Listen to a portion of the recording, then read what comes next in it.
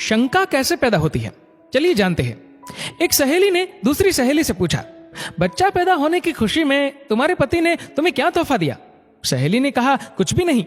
उसने फिर सवाल करते हुए पूछा कि क्या ये अच्छी बात है? क्या उसकी नजर में तुम्हारी कोई कीमत नहीं? लफ्जों का ये जहरीला बम गिराकर वह सहेली दूसरी सहेली को अपनी फिक्र में छोड़कर चलती बनी। थोड़ी देर बाद शाम के वक्त उसका पति घर आया और पत्नी का मुंह लटका हुआ पाया। फिर दोनों में झगड़ा हुआ, एक दूसरे को लानतें भेजी, मारपीट हुई और आखिर पति पत्नी में तलाक हो गया। जानते हैं प्रॉब्लम की शुरुआत कहां से हुई? उस फिजूल जुमले से जो उसका हालचाल जानने आई सहेली ने कहा था। रवि ने अपने जिगरी दोस्त पवन से पूछा, तुम कहां काम करते हो? पवन ने कहा, रेडीमेड कपड़ों के शोरूम में। रवि ने कहा, कितनी तनख्वाह देता है मालिक? पवन ने कहा, 18,000। रवि ने कहा, बस 18,000 रुपए? तुम्हारी जिंदगी कैसे कटती है इतने पैसों में? पवन ने गहरी सांस भरते हुए कहा, बस यार क्या बताऊं। मीटिंग खत्म हुई।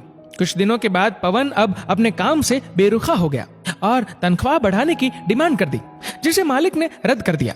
पवन ने जॉब छोड़ दी और बेरोजगार हो गया। पहले उसके पास काम था, अब काम भी नहीं रहा। एक साहब ने एक शख्स से कहा जो अपने बेटे से अलग रहता था, तुम्हारा बेटा तुमसे बहुत कम मिलने आता है, क्या उसे तुमसे मोहब्बत नहीं रही?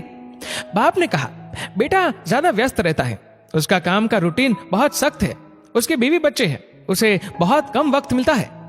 पहला आदमी बोला, वाह ये क्या बात हुई, तुमने उसे पाला पोसा, उसकी हर ख्वाहिश पूरी की, अब उसको बुढ़ापे में व्यस्तता की वजह से मिलने का वक्त नहीं मिलता है, ये तो ना मिलने का बहाना है। इस बातचीत के बाद बाप के दिल में बेटे के प्रति शंका पैदा हो गई। बेटा जब भी मिलने आता वो यही सोचता रहता कि उसके पास सबके लिए वक्त है सिवाय मेरे। याद रखिए, जुबान से निकले शब्द दूसरे पर बड़ा गहरा असर डालते थे। बेशक कुछ लोगों की जुबानों से शैतानी बोल निकलते हैं। हमारी रोजमर्रा की जिंदगी में बहुत से सवाल हमें बहुत मासूम लगते हैं, जैसे तुमने ये क्यों नहीं खरीदा, तुम्हारे पास ये क्यों नहीं है, तुम इस शख्स के साथ पूरी जिंदगी कैसे बिता सकती हो, तुम उनकी बात कैसे मान सकते हो, वगैरह वगैरह।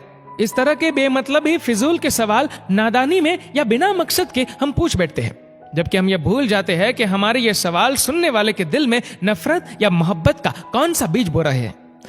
आज के दौर में हमारे इर्द गिर्द समाज या घरों में जो टेंशन टाइट होती जा रही है, उन समस्याओं की जड़ तक जाया जाए तो अक्सर उसके पीछे किसी और का हाथ होता है।